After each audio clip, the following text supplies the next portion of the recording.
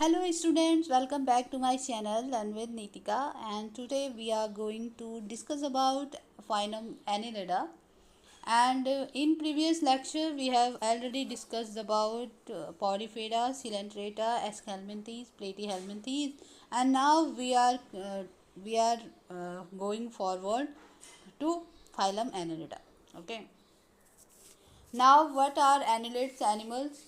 You know that in every phylum we are seeing that there is a level of advancement over previous phylum. Okay it means that हमने जब प्लेटी हेलमिन्थीस पढ़ा था और फिर हमने एस्क हेलमिन्थीस पढ़ा तो हमने देखा कि प्लेटी हेलमिन्थीस से एस्क हेलमिन्थीस में जाते जाते कुछ न कुछ एडवांसमेंट हुआ है, कुछ न कुछ आगे कुछ एडवांस कैरेक्टर, कुछ कॉम्प्लेक्सिटी इसके अंदर पाई गई।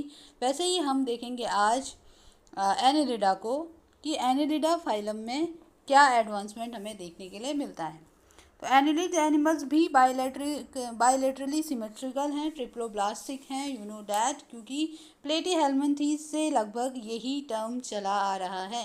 यानी कि प्लेटी हेलमिन्थीस, एस्क हेलमिन्थीस दोनों बायलेटरली सिमेट्रिकल हैं, ट्रिप्लोब्लास्टिक हैं। सेम टू सेम एनिलिडा भी बायलेटरल सिमेट्रिकल है, ट्रिप्लोब्लास्टिक है। और यहाँ पर एक नया एडिशन क्या हुआ है, नया एडवांसमेंट, कि यहाँ पर ट्रू बॉडी कैविटी आ गई है। ओके, प्लेटी हेलमिन्थीस में कोई कैविटी नहीं है, एस्क हेलमिन्थीस में शूडो कैविटी है, शूडो सिलोमेट है, जो कैविटी जैसे दिखती तो है लेकिन कैविटी है नहीं, हम उसे ट्रू बॉडी कैविटी कह नहीं सकते हैं। तो हम ये देखते हैं कि एनेलिडा में आते आते एनेलिडा सिलोमेट्स हो जाते हैं, यानी कि उनमें ट्रू बॉडी कैविटी पाई जाती है। सेगमेंटेशन आपको देखने को मिलेगा और वो ट्रू मेटामेरिक सेगमेंट्स आपको देखने के लिए मिलेंगे। उनकी बॉडी जो होती है सेगमेंटल होती है। आप एनेलिडा के अंदर आता है अर्थवॉर्म, और अर्थवॉर्म तो सभी ने देखा होगा, उसकी बॉडी पे आपने देखा होगा छोटे छोटे गोल गोल सेगमेंट से ऐसे लगता है जैसे गोल गोल सर्कल से मिल करके ये बना हुआ हो, चेन लाइक स्ट्रक्चर। ओके, तो इसे हम कहते हैं सेगमेंटेशन। और जो ये एनिमल्स होते हैं इनके वैरायटी ऑफ हैबिटाट्स हैं, कहीं पर भी ये पाए जा सकते हैं, कुछ फ्रेश वाटर में, कुछ मराइन वाटर में पाए जाते हैं। अर्थवॉर्म और लीचेस हमारे इस फाइलम के बहुत इम्पॉर्टेंट एग्जाम्पल और वेरी फेमिलियर एग्जाम्पल हैं। लीच आपको पता ही है, बरसात के टाइम में जोक टाइप का कुछ होता है, जहाँ पर बहुत ज़्यादा बारिश होती है वहाँ पर ये कीट पाया जाता है, आई थिंक लिविंग ऑर्गेनिज्म पाया जाता है। वही हम अर्थवॉर्म की बात करते हैं तो अर्थवॉर्म तो सभी जगह लगभग पाया जाता है। ओके, चलिए, तो हम बात करते हैं फाइलम एनेलिडा के थोड़ा एडवांस्ड, हम इसके बारे में कुछ और इसके जनरल कैरेक्टरिस्टिक्स और कुछ थोड़ा सा एडवांसमेंट हम क्लास 11th की एनसीईआरटी के बेस पे करेंगे। तो सबसे पहले इन्होंने फाइलम का जो एनेलिडा है, उस फाइलम एनेलिडा है उसका कुछ इंट्रोडक्शन यहाँ पर उन्होंने दिया है कि फाइलम एनेलिडा जो है एनुलस यानी कि रिंग, लिडोज यानी कि फॉर्म, जिनके सेगमेंटेड फॉर्म्स होते हैं, जिनमें सेगमेंटेड वॉर्म्स जिस फाइलम में पाए जाते हैं उनको हम कहते हैं एनेलिडा। और एनेलिडा जो टर्म है उसको लेमार्क ने 1809 में सबसे पहले दिया था, और इसके अंदर लगभग 12,000 स्पीसीज ऑफ एनिमल्स हैं। ओके, वही हम जनरल फीचर की बात करते हैं तो जनरल फीचर के अंदर आ जाता है कि सब important general feature of phylum. कुछ इंपॉर्टेंट जनरल फीचर क्या हैं, हैबिट एंड हैबिटाट हैं, दे में भी एक्वेटिक, टेरेस्ट्रियल, फ्री लिविंग और पैरासिटिक, ऐसा भी हो सकता है हैबिटाट। ठीक है, अभी मैंने बताया एक्वेटिक हो सकते हैं, टेरेस्ट्रियल हो सकते हैं, ठीक है, एक्वेटिक में भी फ्रेश वाटर हो सकते हैं, मेराइन वाटर भी हो सकते हैं, ठीक है, फ्री लिविंग भी हो सकते हैं यानी कि जो किसी के ऊपर डिपेंड नहीं है, और पैरासिटिक भी हो सकते हैं यानी कि जो डिपेंड हैं। बॉडी वॉल की हम बात करते हैं तो आपने इनकी बॉडी वॉल देखी होगी, मॉइस्ट सी होती है। केचुआ अगर कहीं चल रहा है तो उसके पीछे पीछे एक चिपचिपा सा पदार्थ आप देखोगे, चिपचिपा सी उनकी बॉडी होती है। तो इनके बाहर से जो है एक मॉइस्ट क्यूटिकल, जो मॉइस्ट बॉडी इनकी होती है, कुछ एपिडर्मिस के थ्रू सीक्रेट किया जाता है। ओके, मेटामेरिज्म इसके अंदर पाया जाता है। और ये एक इम्पॉर्टेंट क्वेश्चन है कि ट्रू मेटामेरिज्म यानी कि मेटा, पहले तो ये याद रखना कि मेटामेरिज्म होता क्या है। मेटामेरिज्म होता है सेगमेंटेशन, जब बॉडी छोटे छोटे सेगमेंट्स में डिवाइड होती है, उन सेगमेंट को हम मेटामर्स भी कहते हैं, या फिर रिंग लाइक ग्रूव्स, जिनको एन्युली भी कहा जाता है।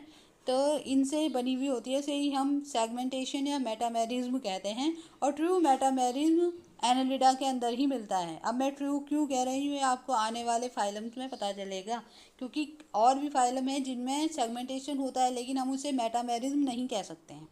ओके, तो ये आगे जाके हमें अभी पता चलेगा। सेगमेंटेशन जो है एक्सटर्नल और इंटरनल दोनों तरीके का सेगमेंटेशन होता है। अब इसीलिए हम इसे ट्रू सेगमेंटेशन कह रहे हैं, क्योंकि इनका जो सेगमेंटेशन है यानी कि इनके जो रिंग्स हैं वो केवल बाहर ही नहीं दिखाई दे रहे हैं, इनफैक्ट वो इंटरनल भी सेगमेंटेड होते हैं। लेकिन कई और भी ऑर्गेनिज्म होते हैं जिनमें सेगमेंटेशन पाया जाता है, लेकिन वो सेगमेंटेशन केवल बाहर ही होता है। ओके, वो आंतरिक यानी कि इंटरनल सेगमेंटेशन नहीं होता है। वही हम सिमेट्री की बात करें, ये हम कर चुके हैं, बायोलेटरली सिमेट्रिकल है। जम्स लेयर ट्रिप्लोप्लास्टिक है and organisation and body plan जो है organ system level of organisation है, यानी कि कॉम्प्लेक्सिटी है। सिफेलाइजेशन है, ट्रू सिफेलाइजेशन इसमें पाया जाता है। बॉडी कैविटी यानी कि ट्रू सीलोम है, ये भी हम अभी बात कर चुके हैं। स्केलेटन हाइड्रोस्टैटिक है, ठीक है, सीलोमिक फ्लूइड इनके उसमें भरा हुआ रहता है, बॉडी कैविटी में भरा हुआ रहता है, जो कि हाइड्रोस्टैटिक स्केलेटन की तरह काम करता है। लोकोमोशन इनमें होता है पैरापोडिया की हेल्प से, ठीक है, और पैरापोडिया की हेल्प से इनमें क्या होता है, लोकोमोशन होता है। और इसको हम काइटिनियस सीटी भी कहते हैं, सीटी। तो ये भी आपको याद रखना है कि पैरापोडिया के थ्रू इसमें लोकोमोशन कहते हैं, जो हम सीटे भी कहते हैं।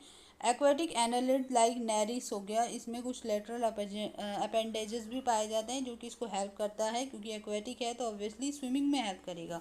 ओके, डाइजेस्टिव सिस्टम की बात करें तो डाइजेस्टिव सिस्टम कंप्लीट है, यानी कि क्या है, माउथ से स्टार्ट होता है और एंडिंग एनस पे होती है, तो ये क्या है, कंप्लीट है। रेस्पिरेशन, अब ये भी याद रखना है कि रेस्पिरेशन स्किन से भी होता है, गिल्स से भी होता है और पैरापोडिया से भी होता है। ओके, ऐसा नहीं कि एक ही जानवर में ही सब कुछ प्रेजेंट होगा, कि इसमें आने वाले जो लिविंग ऑर्गेनिज्म होंगे उनमें ये ऑर्गन्स रेस्पिरेट के लिए पाए जा सकते हैं, स्किन, गिल्स, पैरापोडिया। ओके, वहीं हम सर्कुलेटरी सिस्टम की बात करते हैं तो फर्स्ट एनिमल, हाँ यस, ये है एडवांसमेंट। ओके, एडवांसमेंट ये है कि इनमें जो है क्लोज सर्कुलेटरी सिस्टम पाया जा रहा है। और अब यहाँ से फाइलम शुरू हो रहा है, ये पहला फाइलम है जिनमें क्लोज सर्कुलेटरी सिस्टम पाया जा रहा है।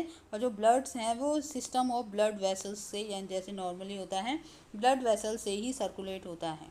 ओके, तो ये हमें ध्यान रखना है, यहीं से शुरू हो रहा है सर्कुलेटरी सिस्टम एक प्रॉपर वाला, ठीक है, क्लोज्ड वाला।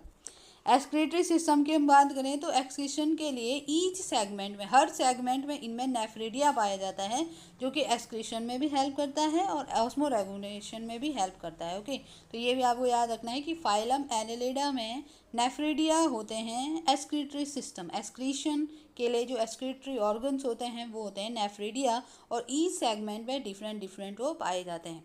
नर्वस सिस्टम की हम वही बात करते हैं, तो नर्व सिस्टम की अगर हम बात करें तो नर्व रिंग इनके फेरिंग्स के अराउंड होती है, और double ventral nerve cord with ganglion. Okay, ये सारा इसमें पाए जाते हैं, यानी कि नर्वस सिस्टम भी प्रेजेंट है। रिप्रोडक्शन की हम बात करते हैं तो एनालिड जो है सेक्सुअली रिप्रोडक्शन, यानी कि सेक्सुअल रिप्रोडक्शन में पाया जाता है, और ये यूनिसेक्सुअल होते हैं लेकिन बाइसेक्सुअल भी होते हैं।